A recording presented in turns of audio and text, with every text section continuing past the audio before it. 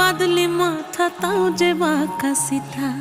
মেদিনীপুরে রায়না চিরন বাঁকুড়ার ওই ফিতা, আর যতন করে বাঁধলি মাথা তাও যে বাঁকা সিথা। পেছ পাড়ি